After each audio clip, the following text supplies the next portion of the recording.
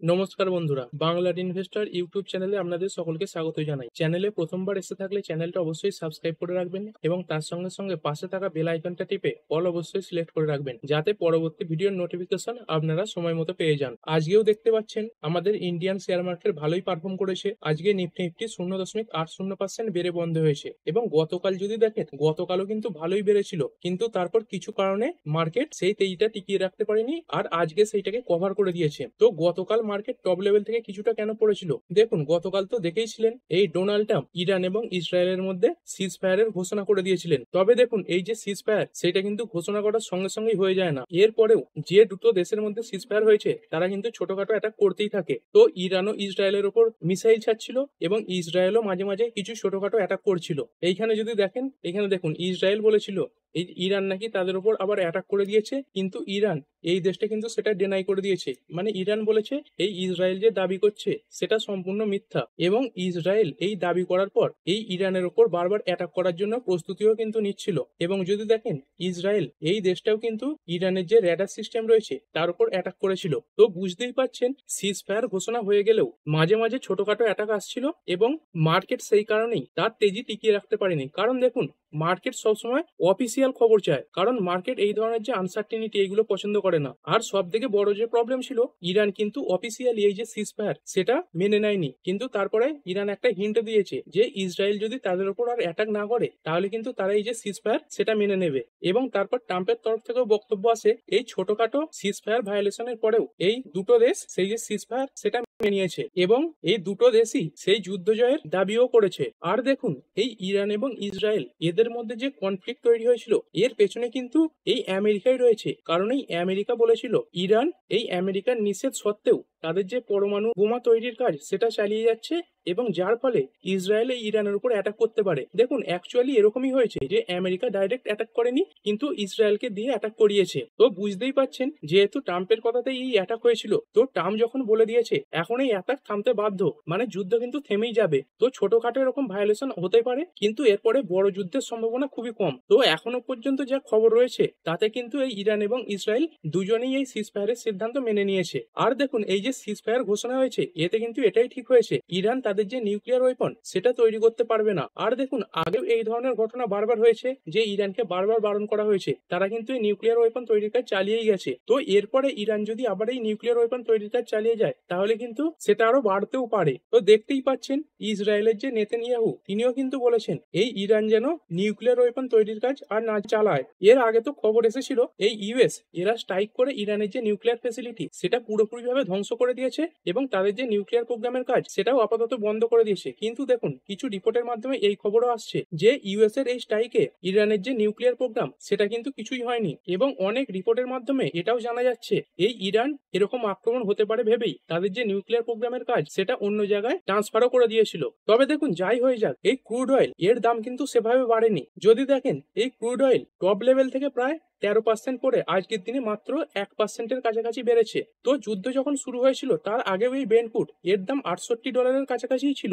আর দেখুন, গতকালে Indian market top level থেকে পড়লেও গ্লোবাল যে মার্কেটগুলো সেগুলো পরে ওপেন হয়েছিল এবং পরে বন্ধ হয়েছিল।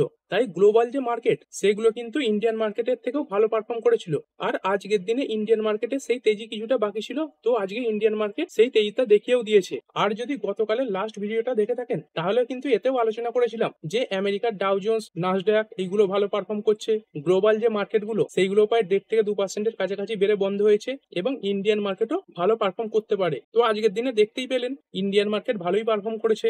যদি এনএসির মধ্যে দেখেন 2990 খানা স্টক আজকে ট্রেড হয়েছে, যার মধ্যে বেড়েছে দেখুন 2135টা, পড়েছে মাত্র 776 খানা। এরপরে যদি ইন্ডাইসেস দেখি, নিফটি তো 0.80% বেড়েছে। তারপর নিফটি নেক্সট 50 এটা 0.5%-এর কাছাকাছি বাড়া রয়েছে। নিফটি ব্যাংক এটা 0.28% বেড়েছে। ফাইন্যান্সিয়াল সার্ভিসেস এটা 0.38% বেড়েছে। মিড ক্যাপ সিলেক্ট এটা 0.56% বেড়েছে। তারপর নিফটি 100, 200, 500 এইগুলো দেখতে পাচ্ছেন প্রায় 0.70%-এর কাছাকাছি বাড়া রয়েছে, এবং স্মল ক্যাপ এইটাও প্রায় 1.5%-এর কাছাকাছি বেড়েছে। তবে আজকে যদি দেখেন, এই যে মিড ক্যাপ ইন্ডাইসেস এগুলো কিন্তু লার্জ ক্যাপ এবং স্মল ক্যাপের থেকে কিছুটা হলেও খারাপ পারফর্ম করেছে। তাই আপনার পোর্টফোলিওতে যদি এই মিড ক্যাপ স্টক থেকে থাকে তাহলে দেখবেন আজকে আপনার পোর্টফোলিও হয়তো সেরকম বাড়েনি। এরপরে যদি ইন্ডিয়ার ভিক্স দেখি, ইন্ডিয়ার ইন্ডিয়ান ভিক্স দেখতে পাচ্ছেন প্রায় 5%-এর কাছাকাছি পড়েছে। দেখতেই পাচ্ছেন বেশিরভাগ যে ব্রডার ইন্ডাইসেস সেগুলো কিন্তু পজিটিভই বন্ধ হয়েছে। আজকে যদি নিফটি দেখি, আজকের দিনের যে হাই সেটা লাগিয়েছিল 25,266.80 এবং আজকের দিনের যে লো সেটা হচ্ছে 25,125.05। মানে খুব বেশি ওঠাপড়া কিন্তু করেনি, ওই 130 থেকে 140 পয়েন্টের মধ্যেই ঘোরাঘুরি করেছে। এরপর যদি বিএসসি সেন্সেক্স দেখি, এটাও দেখতে পাচ্ছেন প্রায় 0.1%-এর কাছাকাছি বেড়েছে। তারপর নিফটি ব্যাংক এটা 0.23% বেড়েছে। এরপর যদি সেক্টর ওয়াইজ দেখি, সেক্টর ওয়াইজও দেখতে পাচ্ছেন সবাই মোটামুটি ভালো পারফর্ম করেছে। নিফটি অটো এইটা প্রায় 1%-এর কাছাকাছি বেড়েছে। তারপর ফাইন্যান্সিয়াল সার্ভিসেস এটা 0.32% বেড়েছে। তারপর এফএমসিজি এইটা 0.74% বেড়েছে। এবং আইটি সেক্টর দেখুন এটা 1.64% বেড়েছে। গতকালই দেখেছিলেন আমেরিকার যে আইটি ইন্ডেক্স নাসডাক সেটা প্রায় 1.5%-এর কাছাকাছি বাড়াছিল। তো সেই কারণেই আজকে ইন্ডিয়ার যে আইটি কোম্পানিগুলো এগুলো ভালো পারফর্ম করেছে। মিডিয়াও দেখতে পাচ্ছেন প্রায় 2%-এর কাছাকাছি বাড়া। মেটাল, ফার্মা, পিএসইউ ব্যাংক সবই বেড়েছে। আর যেগুলো পড়েছে একদম সামান্য, দেখুন প্রাইভেট ব্যাংক একদম কম পড়েছে, মাত্র 0.03%। তারপর নিফটি রিয়ালিটি, হেলথ কেয়ার সবাই ভালো পারফর্ম করেছে। এরপর যদি নিফটি টেকনিক্যাল দেখি, দেখুন নিচের দিকেই 25,200 এই লেভেলটা একটা গুরুত্বপূর্ণ লেভেল থাকবে। আর যদি এই লেভেলের উপরে থাকে তাহলে নিফটি ওপর দিকে 25,400 পর্যন্ত যেতে পারে। আর দেখুন এই সপ্তাহতেই কিন্তু নিফটির মান্থলি এক্সপায়ারি রয়েছে। আর বাজার তো ভালোই বেড়েছে, তো সেই কারণের জন্য বুঝতে পারছেন যারা বাজারে শর্ট করে রেখে দিয়েছিল তারা কিন্তু ফেঁসে গেছে। তো এরপর মার্কেট ওপর দিকে যাওয়ার চান্সই বেশি রয়েছে। আজকে তো দেখলেন নিফটি মিডিয়া ভালোই পারফর্ম করেছে। এবং এই নিফটি মিডিয়া স্টকগুলো যদি দেখি, এই যেমন নেটওয়ার্ক 18 এটা তো দেখতে পাচ্ছেন 13.8% বেড়েছে। তারপর যদি দেখেন জি এন্টারটেনমেন্ট এন্টারপ্রাইজ এটা 0.2%-এর কাছাকাছি বেড়েছে। এবং হ্যাথওয়ে কেবল অ্যান্ড ডাটাকম লিমিটেড এইটা 6%-এর উপরে বেড়েছে। এরপরেও কিছু স্টক ভালো পারফর্ম করেছে, যেমন রামকৃষ্ণ ফরেন্স লিমিটেড এইটা 5%-এর উপরে বেড়েছে। তারপরে অতুল লিমিটেড এইটাও প্রায় 5.5%-এর কাছাকাছি বেড়েছে। আর দেখুন এই অতুল লিমিটেড এটা যে বেড়েছে এর পেছনে কিছু কারণও রয়েছে। এইখানে দেখতে পাচ্ছেন এই কোম্পানিটা তাদের যে ম্যানেজমেন্ট রয়েছে তাদের জন্য এই ট্রেডিং উইন্ডো সেটা ক্লোজ করে দিয়েছে। দেখুন যে কোনো কোম্পানি যখনই কোয়ার্টারলি রেজাল্ট বার করে তার আগে কোম্পানিকে তাদের যে ট্রেডিং উইন্ডো সেটা ক্লোজ করে দিতে হয়। মানে কোম্পানির যে ম্যানেজমেন্টরা রয়েছে তারা এই কোম্পানিতে কোনো ধরনের ট্রেডিং করতে পারেন না। কারণ দেখুন কোম্পানির যে ম্যানেজমেন্টরা রয়েছে তারা কিন্তু কোম্পানির ভেতরে অনেক তথ্য জানেন। তো সেই কারণে তাদের জন্য ট্রেডিং উইন্ডো খোলা থাকলে তারা কিছু অনৈতিক কাজকর্ম করতে পারেন। তো সেই কারণেই সেবির নিয়ম রয়েছে যে এই কোয়ার্টারলি রেজাল্টের আগে এই ট্রেডিং উইন্ডো সেটা বন্ধ করে দিতে হয় এবং কোয়ার্টারলি রেজাল্টের কিছুদিন পর এই ট্রেডিং উইন্ডো আবার কোম্পানির যে ম্যানেজমেন্ট রয়েছে তাদের জন্য ওপেন হয়। আর যেহেতু কোম্পানির ট্রেডিং উইন্ডো ক্লোজ হয়েছে সেই কারণে তার আগে এই কোম্পানির ম্যানেজমেন্টরা হয়তো কিছু কেনাকাটা করেছে বা বড় কোনো ইনভেস্টররা কিছু কেনাকাটা করেছে। তো সেই কারণে আজকে স্টকটা বেড়েছে। এরপরে ওয়েলস্পুন লিভিং লিমিটেড এইটা 6%-এর উপরে বেড়েছে। তারপরে অ্যাকাউন্টস ডাক্স এইটাও 7.5%-এর কাছাকাছি বেড়েছে। তারপর যদি দেখেন কির্লোস্কার ব্রাদার্স লিমিটেড এইটা 20%-এর কাছাকাছি বেড়েছে। দেখুন এই যে বেড়েছে এর পেছনে কিন্তু কোনো খবর নেই। কোম্পানির যে ভলিউম সেটাতে হঠাৎ করে বড় জাম দেখা গেছে এবং যেই কারণে স্টকটা বেড়েছে। তারপর কেইসি ইন্টারন্যাশনাল লিমিটেড এইটা 4.5%-এর কাছাকাছি বেড়েছে। তো আজকের দিনে এই স্টকটা 4.5% যে বেড়েছে এর পেছনে কি কারণ রয়েছে? কোম্পানিটা যদি দেখেন 1236 কোটি মূল্যের একটি ফ্রেশ অর্ডার পেয়েছে, যেখানে কোম্পানিটা এই ইন্ডিয়ার মধ্যেই কিছু সিভিল প্রজেক্ট তৈরি করবে এবং যেটা কোম্পানির এই বিল্ডিং এবং ফ্যাক্টরি সেগমেন্টে একটা বড় অর্ডার। এরপরে এন্ডিউরেন্স টেক এইটা 7.5%-এর কাছাকাছি বেড়েছে। তারপর সোনাটা সফটওয়্যার লিমিটেড এইটা 5.5%-এর কাছাকাছি বেড়েছে এবং জেএম ফাইন্যান্সিয়াল লিমিটেড এইটাও 2.5%-এর উপরে বেড়েছে। এরপর যে স্টকগুলো খারাপ পারফর্ম করেছে, ডাটা প্যাটার্নস এইটা 5%-এর উপরে পড়েছে। তারপর Garden Reach Ship Builders and Engineers এইটাও 6%-এর কাছাকাছি পড়েছে। তারপর জেনটেক এইটাও দেখতে পাচ্ছেন প্রায় 2%-এর কাছাকাছি। তারপর ভারত ইলেকট্রনিক্স লিমিটেড এইটা প্রায় 3%-এর কাছাকাছি পড়েছে। এছাড়াও যদি দেখেন এই সোলার ইন্ডাস্ট্রি লিমিটেড এইটা 0.5%-এর কাছাকাছি পড়েছে। দেখুন এই যুদ্ধ থামার খবর আসার পর এই যে ডিফেন্সের কোম্পানিগুলো সেগুলোর মধ্যে একটা নেগেটিভ সেন্টিমেন্ট তৈরি হয়েছে, যার কারণে এই ডিফেন্স স্টকগুলো খারাপ পারফর্ম করেছে। তবে দেখুন এটা কিন্তু সাময়িক, এরপরে আস্তে আস্তে এই যে ডিফেন্সের পারফরমেন্স সেটা আবার ঠিক হয়ে যাবে। এরপরে ডিকসন টেকনোলজিস লিমিটেড এইটা প্রায় 2.5%-এর কাছাকাছি পড়েছে। এর পেছনে একটা বড় কারণ রয়েছে, চলুন একটু দেখে নিই। এইখানে দেখতে পাচ্ছেন এই কোম্পানির একটা ক্লায়েন্ট রয়েছে মোটোরোলা, নাম তো নিশ্চয়ই শুনেছেন। তো এরা তাদের যে ম্যানুফ্যাকচারিং বিজনেস সেটা ডাইভার্সিফাই করতে চলেছে। মানে এই মোটরোলা কোম্পানিটা আগে যে ডিক্সন টেককে বড় বড় অর্ডার দিত, সেই অর্ডারটা এখন অন্য কিছু কোম্পানিও পাবে। এইখানে দেখতে পাচ্ছেন Motorola has started outsourcing domestic production to Karbonn. মানে আগে যে প্রোডাক্টগুলো এই ডিক্সন টেক তৈরি করতো, সেই প্রোডাক্টগুলো তৈরি করার অর্ডার মোটরোলা এখন কার্বনকে দেবে। এবং এদের মধ্যে যে একটা এক্সক্লুসিভ পার্টনারশিপ চলছিল এই 2024 সাল থেকে, সেটাও শেষ করতে চলেছে। আর এটা তো জানেন, যে কোনো কোম্পানিতে কোনো খারাপ খবর আসার পর বড় বড় যে ব্রোকাররা থাকে তারা সেই কোম্পানির ব্যাপারে নেগেটিভ সেন্টিমেন্ট তৈরি করে এবং তাদের যে টার্গেট প্রাইস সেই নিয়েও কিছু নেগেটিভ মন্তব্য করে। এইখানে যদি দেখেন এই ফিলিপ ক্যাপিটাল, এরা এই ডিক্সন টেক এদের যে গ্রোথ রিস্ক সেইটাকে মাথায় রেখে এদের যে টার্গেট প্রাইস সেটাকে কমিয়ে দিয়েছে, কমিয়ে করেছে 9,085। এবং কোম্পানিটার দাম কত চলছে? প্রায় 14,125 এবং 381 টাকা বাড়া ছিল, মানে প্রায় 14,500-এর কাছাকাছি চলছিল।